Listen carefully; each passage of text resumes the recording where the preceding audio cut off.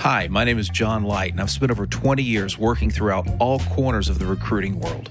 Our podcast, Drowning in the Tech Talent Pool, is a resource to help you stay afloat and get ahead of your competition.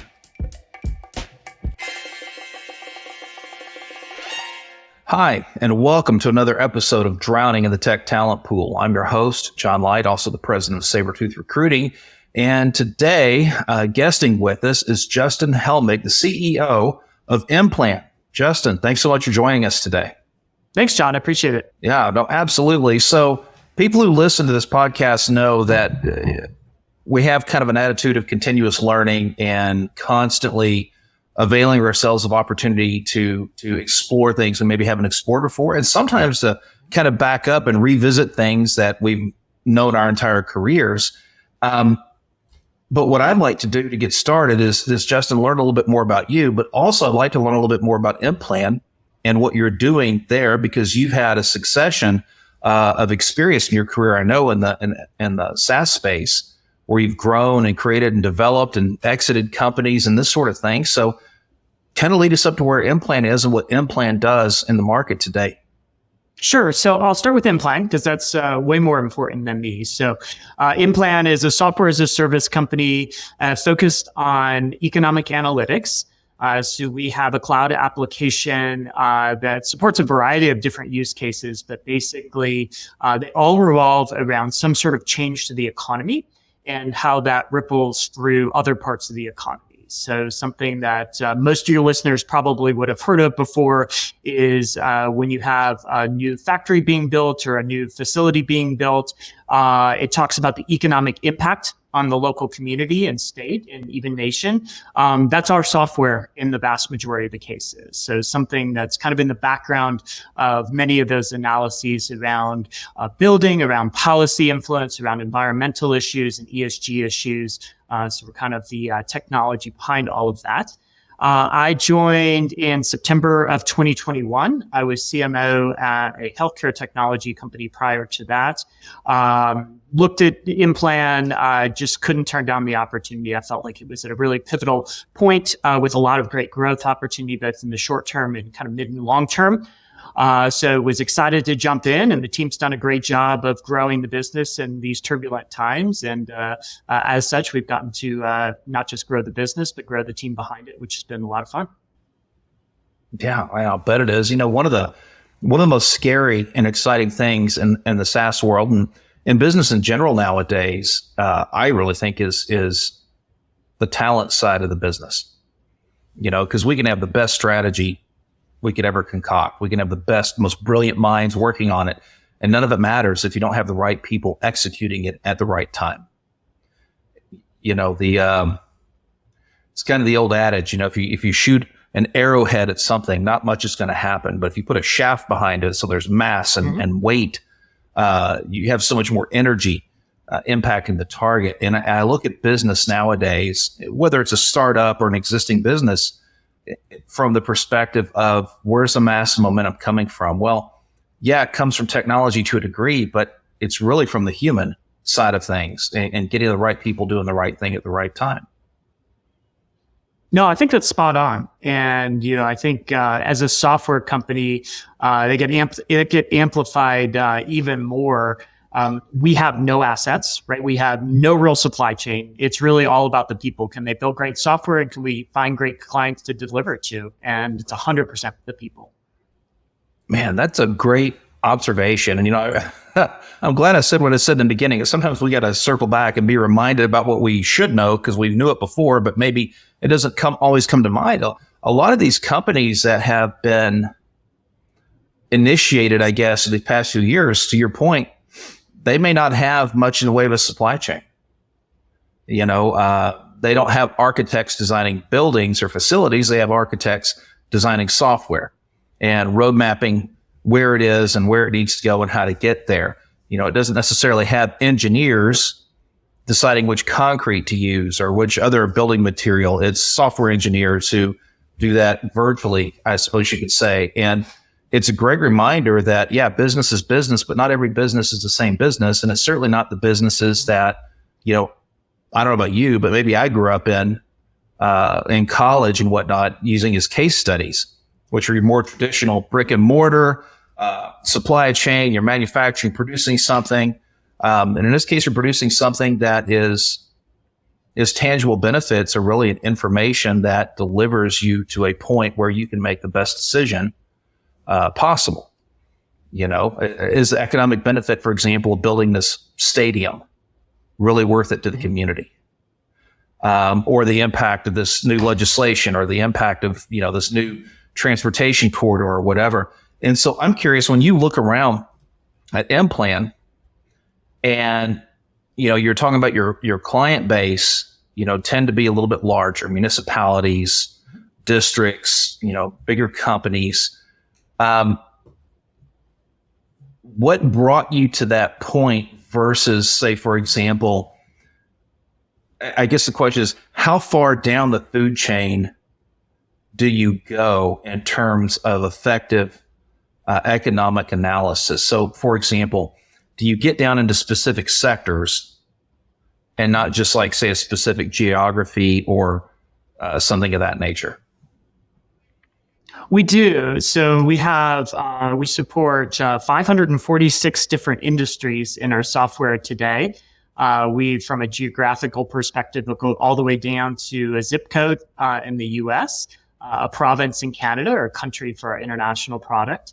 And we also support a lot of occupation data. So I think one of the interesting crossovers from a talent perspective, obviously talent as a software company is key for our team and our ability to serve our clients, but also we help other organizations, whether it be governments or companies, inform their talent policy by looking at things like which occupations are concentrated in which regions, which ones are growing, which ones are not, and really help inform their talent strategy as well. Yeah, and I think that's really important, especially when you look at bulk hiring, right? And or volume hiring at volume. It's funny. I'm a little bit of a rebel in a sense. Way back in 2017, 2018, I did a search for a company in the Houston area, and it was a director level of marketing analytics, if I recall correctly. And I was told, "Hey, we don't expect you to find this person in Houston." And they said, "Probably not Austin. In fact, probably not Texas. You probably have to go to the West Coast or New York or Chicago or someplace to find us." Where all the finalists came from the Houston metro area, and including the one who ended up in the role and did a great job. And but that's one. If you're talking about, hey, I'm gonna start this business, and man, I'm gonna need 100 of this and 1,000 of that, then that's a whole nother ball game for a company to have to plan for and build their strategy around. No, that's exactly it. And, one example I always like to use is Amazon's HQ2 a few years ago. So thousands and thousands of tech-oriented jobs. If the state that had the largest incentive package for Amazon had no software engineers or product managers or software salespeople, it wouldn't have mattered because they wouldn't have been able to hire or import and get to relocate that many people. So it's really finding that mix between the area that can best serve a company and their talent goals and the incentive packages that these companies and state and local governments are kind of negotiating to bring them in. So it's more than just a money game. It truly is a talent game. So let's talk about that for a second. And I don't know, you can tell me how Implan does this. Are you all geocentric in terms of you work from the office or remote, work from home, so you're scattered across the country? I mean, what's your footprint like? A mix of both. So pre-pandemic, everyone worked in our office just outside Charlotte in a town called Huntersville. Post-pandemic, of course, during the pandemic, everyone was sent home. We were a non-essential service. So the company had, and this is pre-me, but the company had to learn how to work remote, which is sometimes a little bit tricky. We had a few remote employees, but I think they felt maybe not as included in the culture because they weren't in that same office building. Actually, one of the first questions I got when I joined was, "Are you going to make everyone return to the office?" So, certainly a hot topic back in 2021 and still very much so today. And my view was no. So I live a few hours away in North Carolina from our office. So I certainly couldn't do that commute on a day-by-day basis. And I certainly didn't want to be a hypocrite and expect anyone else to do it. Plus, I think it really gives us as a small company. And when I joined in 2021, the talent market was very, very tight. So hiring as a smaller company was very difficult. And it gives us access to more talent when we can look at remote positions. What we've heard from people that we've recruited and candidates we've talked to along the way is there's definitely a strong preference to work remote. So companies like us that are growing quickly but still pretty small can have a leg up if that's not just a work environment we support, but if culturally that's who we are. I think we've gotten so accustomed over the past couple of years working like that. That's just kind of our working motion, and our culture really accepts that, so people don't feel like they're on the outside looking in. It's almost like and don't laugh at me when I throw this out there, but it's almost like the motion picture industry. Okay. Now, how often do you hear motion picture? You hear about movies and entertainment and whatnot, but 30, 40 years ago, maybe even longer. I mean, if you wanted to see a movie, you went to the movie theater. Mm-hmm. And then along came stuff like Blockbuster, and people started getting VCRs, and they could rent or purchase a tape, and they could watch it so many times. And if you're familiar with those tapes, they're magnetic and they spoil over time. They degrade. And then suddenly here comes, DVDs and Blu-rays, and you get, was it Red Hat that sits out front of the grocery store? You get Netflix, where you're sending CDs back and forth, which then transitions into this massive streaming service. And heaven only knows how much data gets eaten up by streaming companies like that. But it's almost like over time, over a few decades, the entertainment business went from come to us to we're coming into your home. Yeah. And it feels like there's certain aspects of work, especially for what we traditionally call white collar professionals. Mm-hmm. There's so much of that work now that seems like it's going from the come work here, like i.e. going to the movie theater. We're going to bring the work to you, and you can do it from your home or from this coffee shop or this park or wherever you might be. And I wonder sometimes, just like we see with movies and entertainment, how the barriers have been broken down between our personal life and these objects, because now you can take your phone and you can watch a movie anywhere. Mm-hmm. It just out of the ether into your phone, and you're looking at it in your own world. Well, work in some respects too, I think, breaks down some of those barriers when it comes into your home like that. And I know there are people who fight against it. I've got a candidate on a search right now. Her primary motive is, I don't want to work from home. I want to be part of an office and in office and driving with the team and all this other stuff, and have it separate from what I do at home and what I do with my family. And I'm curious how you see that changing in the marketplace today, if resistance one way or the other, acceptance one way or the other, and what's that look like as we go through the year? Oh, that's a really good question. I think, throughout my career, I think there's always been this culture of letting work and home kind of intertwine in a symbiotic way. Balance and kind of that symmetry. And then there's people that just say, hey, I'm going to work from this time in the morning to this time in the evening, and I'm going to shut it down. I think I've seen people with both of those mentalities and approaches be successful in their role, very successful in their roles. But I think a lot of it also ties back to culture. So if you have a culture where everyone's kind of intertwining their personal and work life together and connected on nights and weekends, and that's just kind of your working motion, somebody that shuts it off at 6 or whatever may not fit into that culture well, and vice versa. If you have somebody that's slacking at 9 o'clock because that's how they work it, and frustrated because they're not getting responses till 8 o'clock the next morning, that may be not the best fit. So I think I don't know. I've seen that type of pattern throughout my entire career, even before technology is enabling of working remotely or working from home. And I think it will continue. So I think, that is just another point where it's not just the accessibility and the approach. It's, are you finding the right cultural fit to match your preferred working pattern and motion? I'm one who intertwines them all together, and I have my entire career, even before Slack and Zoom and everything that we use today. That's just what I feel comfortable with. And so I know that's kind of driven some people a little crazy over the years, but by the same token, I think everybody's kind of got to respect the approach. And so long as you're producing at the level you're capable of producing, and so long as you bring a great attitude to work, I think both work fine. Yeah, well, I think I think companies at some point need to be very deliberate in the decision they make. Work from home, hybrid, in office, whatever the predominant thought process is around that, because it really impacts who you hire and how you go about hiring. Yes. You know, I've talked to, I don't know how many people. It used to be 5-10 years ago. I don't want to relocate, but I'm willing to travel Monday through Friday. Well, how often are you willing to travel? Every week. What, do you not like your kids or something? I mean, you just want to get out of the house. I don't know what it is. But I see a few people nowadays willing to do that, but most are like, hey, I'm willing to hybridize this, and I'll work there 3 days, twice a month, and I'm working remotely the rest of the time, or some similar arrangement.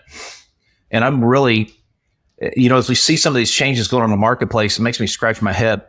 What's work going to look like in respect to this 3, 4, 5 years from now versus what it looks like today? Because today, so many companies have so much invested in real estate. They want you to be there, and they want the benefits of propinquity, of having people in close proximity, if you will. And I'm wondering, what trends do you see out there? Yeah, every company has to make their own decision. Every organization has to. But what trends do you see from a statistical, analytical perspective are popping up amongst companies? Are they trending towards get back in the office, or trending towards work from wherever? That's a good question. I don't think I have any good data points behind that, outside of just the qualitative that we see from our team, which is when you start to talk about, one, I think you're spot on when you say it has to be a deliberate approach. And, you know, hopefully leadership teams are making a deliberate approach and sticking to them, because I think when you start to change the rules and you find people that have relocated their family to a more rural area, and you kind of change tact and say, okay, well, now people have to be back in the office 3 days a week, that's disruptive. And you're going to have attrition as a result of that, of your best employees that have gone through that, and your worst will become disgruntled and you know, kind of checked out from work. So it's kind of a no-win situation. And I think when you start to look at some of those changing of the rules situations, you hear people talking about companies as pronouns as opposed to, you know, people, right? So people are ultimately making these decisions. I always am very skeptical of pronouns like they or the company. I guess company is not a pronoun, but you kind of get the direction, because I think it shows mistrust and non-accountability when employees are talking about decisions that are made by people as decisions made by kind of these fictional pronouns that, you know, aren't really tied to people. So that's something we try to key in on. We don't like it when people are say, you know, they or leadership or things that aren't tied to names, because I think that is just kind of like a way to find this kind of mystical being that's making decisions that's not accountable for them, and we really try to avoid that culturally. It's kind of becomes an us versus them mentality. Yeah, you know, exactly. Push and pull mentality. And look, some of that I think is hard to avoid when you're dealing with large companies that are very geographically diverse. You know, in my experience, if you're in an office and you're making contact with somebody on a regular basis, doesn't have to be daily, but you actually have a conversation, and it could be about, you know, day-old bagels in the break room or something. It doesn't really matter. It's easy to have that decision process like, hey, so-and-so made this call. And I can like it or not like it, but you know what? I might have an opportunity to ask them a question or two about it, or at least I've met them enough to feel like I've got confidence that they have the competency to make the best decision. The challenge, I think, is that technology, in a sense, is going to end up pushing a lot of this away. So if I have so much punch at my fingertips, courtesy of whatever, you know, ChatGPT or Bard or whatever I might have my hands on that day, why do I need someone else to do it? You know, and I think there's a change in the dynamic as we relate to one another, but also a dynamic of how leadership relates with the company, from the perspective of, and you see this happening right now. There are companies, larger companies, who are laying off large segments of their organizations. And it's not because they're necessarily don't know what they're doing. These people are getting laid off. Many of them, probably the vast majority of them, are very competent. They're well trained, well educated, they've got good experience, but they're being displaced. And I just wonder how much of this is going to drive further barriers of true communication and relationships between leadership and not leadership. Yeah. And that has me scratching my head a lot about the future, frankly. And maybe that's a great point for leaders to think about, that conscious communication, because I do think that the last thing in the world you want to be is, again, that pronoun, right? You want to have that connection to the organization. And certainly if somebody's making a decision to do a mass layoff, I mean, it's hard. I've been there myself. It's really, really difficult. But it's an accountable decision. So, if you're making the decision, be accountable for that decision. Understand the impact that decision is going to have on your team at an individual level. So the person that is a single income house and needs to make their house payments and feed their family, I mean, that will impact them. It doesn't mean it's an unavoidable decision or the wrong decision, but it should be an accountable and well thought through decision. Yeah, leaders really need to spend time thinking about the impact of their decision several degrees away from where they sit. Exactly. And man, it's hard to do if you never see those people in person. It's true. We're having a conversation not long ago with a gentleman, and actually with a group, but there's just a primary and I were going back and forth, and it was about the impact of AI on business relationships. Mm-hmm. How right now people don't buy from you until they've had 5, 6, 7 connections or touches, mm-hmm. To develop that know, like, trust state, if you will. And when you get in with one another and you tighten up with one another like that, it takes time. But when you do it, you can develop a good relationship. Well, now the idea is AI can do that for you and bring you this person ready-made. And I don't know that we're necessarily there yet. And I think when you have employees who sit back and go, I don't have this connection with the organization or with their immediate leadership or their leadership's leadership, depending on how far the food chain you have to go, it can create some real challenges, and I think that perception of companies drives their ability, severely impacts their ability to attract talent in general terms. And so it's important to manage those perceptions. Well, you don't do that, to your point, with an us versus them mentality. And you don't do that with a mentality that promotes, join the Borg, or a mentality that promotes, hey, you know what, you're kind of on sink or swim. I've always maintained that you have talent management, talent retention, talent acquisition. And if your talent management and retention are operating well, your talent acquisition's breeze. Mm-hmm. It's fantastic. But if either one of those other two are wobbly, your talent acquisition better be really, really good, or you're going to be just limping along at best. Mm-hmm. So I wonder where this wheel stops spinning. We've had time periods in business where it stops spinning that, you either get up close and personal with people and develop relationships, and some folks have done it, or you don't. And I just wonder how it's going to end up now, and how hard it's going to be for people to go from one context to the other context. From I'm disaffected, I basically feel like an independent contractor sitting here in the space, versus, wow, I feel like I'm part of the family, because how you've been working impacts your ability to fit into another culture. Oh yeah, for sure. And, it will be really interesting to see. I know for us, primarily remote, albeit we do have an office that I would say on a given day, 4 to 6 people are in the actual office. What we try to do is bring everyone together, because we 3 times a year, because we understand that there are things that are impossible to do when you don't meet a person face to face. And every time we go into one of these retreats, especially, we've been growing for it pretty quickly, so lots of new faces. You just leave with a different appreciation for a person when you can just sit down and chat with them in just kind of a social setting and just get to understand who they are. And, it's just, you come out with a different level of relationship. Now, there's trade-offs with everything. And it is very different. And I was somebody who went into an office for 25 plus years in my career before the pandemic, every single day. So you got to build the kind of much deeper relationships. But, as workforce and and talent distribution is evolving, you kind of have to have those deliberate decisions on like what approach are you going to take, and then try to fill in the blanks if you are taking a more remote approach, and make sure that people really do have the opportunity to just kind of commingle and understand each other and really build those one-to-one relationships in person.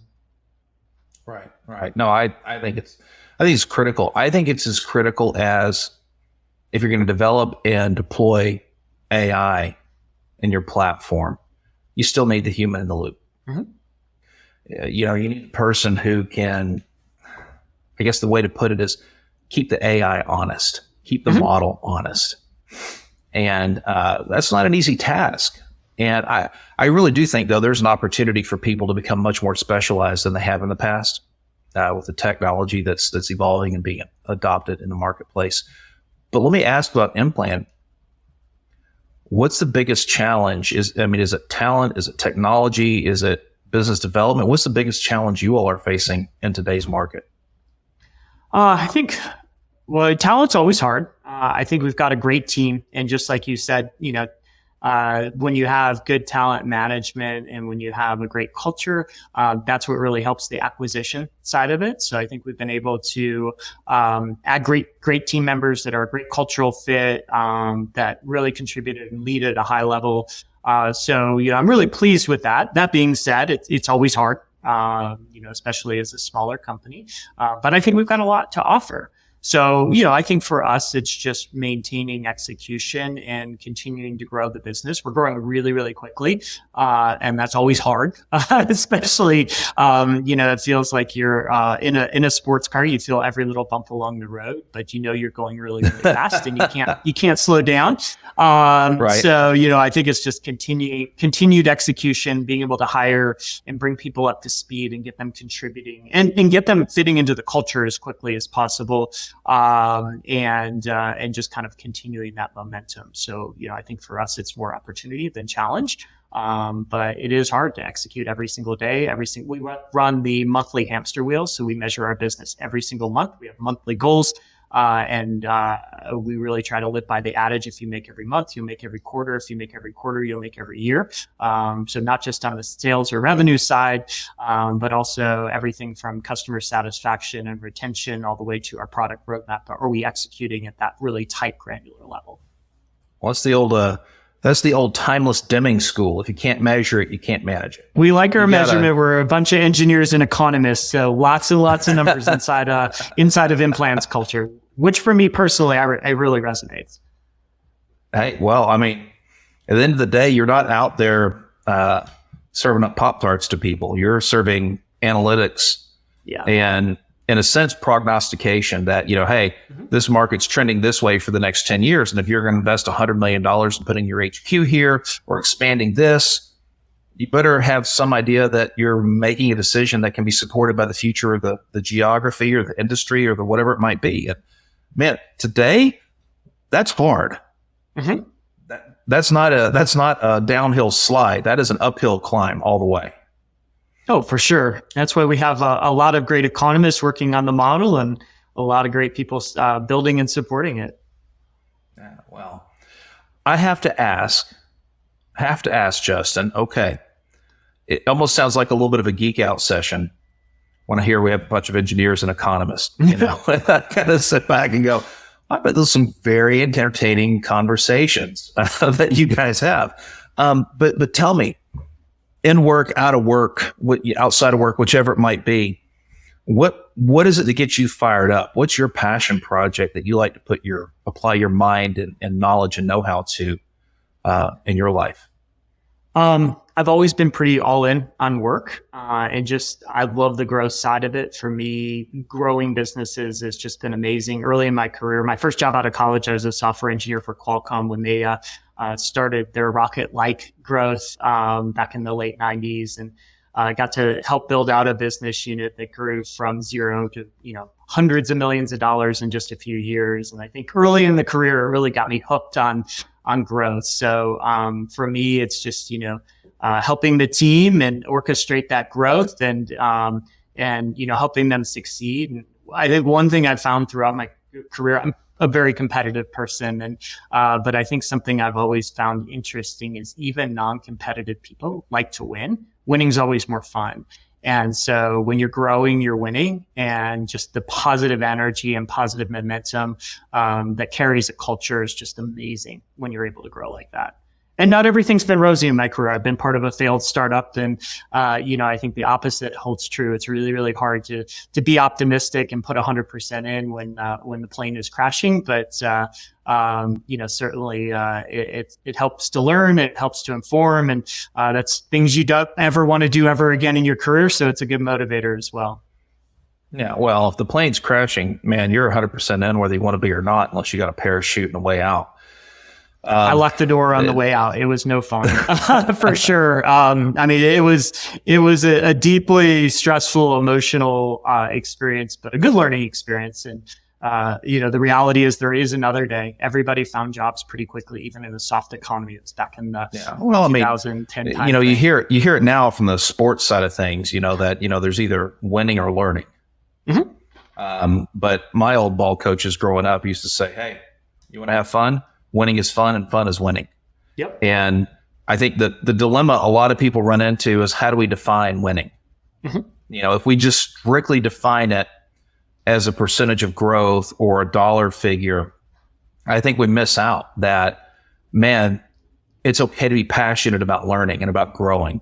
Mm-hmm. And I'm sure there are lessons you took from that one that crashed. I'm sure there are lessons you took from that have benefited you going forward, and not just you, but your teams and your enterprises. And I think that's the part we got to sometimes embrace. I counsel people going into interviews all the time. Yeah, you can talk about your successes, but is it such a terrible thing to address a failure? To be vulnerable, to not be afraid of, man, I really stunk it up in this situation, but what I took out of it was XYZ. And that helped me avoid that in the future. It helped me do this better next time around, whatever it might be. I think that's a win. When you bring the right attitude and the right level of effort to wins and losses both, if that makes sense to you. It does. I think that was kind of an interesting one. As that company was failing, the CEO was talking about ways to, kind of like smooth off the edges of it. And when I started interviewing for new roles after that, I think I took the very deliberate approach to not overshine that and really kind of accentuate the learnings. I mean, we did fail. We did hit the ground. It was bad. But there was a lot of learnings around the way. It also just stuck me with this baggage that I want to carry with me everywhere, which is it was bad. I mean, it was awful. And like failing is just not good. And you can't be afraid of being accountable for it. But by the same token, I never really want to feel that ever again in my life. So, it is a good motivator to really focus on making sure you don't take those learnings for granted. It's going to happen. And I think it made me a better person. But by the same token, I certainly would have been fine if it didn't happen. I won't complain if, we win every game we play in, but that's hard because the other teams around us are trying hard to win as well. Yeah. I think it's the right disposition to have. I want to have fun. I want to win, and I'm going to learn from when I don't, but man, I don't want to keep feeling don't. I want to feel the win. I want to feel the next step. Well, look, Justin, I'm very appreciative that you managed to carve out the time to join us today on Drowning in the Tech Talent Pool. And whether at Implant or elsewhere, or whether Implant is where it is today, or whether it is 3 years from now, man, I would love to keep in touch and work with you and your team and stay apprised of how you all are doing. So I think it's exciting. I think you're in an interesting place, and you're almost like the wizard behind the curtain, and that what you deliver to your customers impacts some very major decisions and in fact impact a lot of communities and businesses. So I really appreciate you opening up the curtains a little bit and letting us see inside. Well, yeah, I appreciate you having me, John. Hopefully it was beneficial to you and your audience. You've been listening to Drowning in the Tech Talent Pool. This podcast is sponsored by Sabretooth. Sabretooth improves the quality of hire and speeds up the time to fill specialized machine learning, data engineering, data science, and developer roles, stretching tech recruiting budgets further by bringing the precision of retained search and the speed of contingent search to the market in one complete solution. Find out more at sbr2th.com and follow me, John Light, on LinkedIn. Thanks for listening.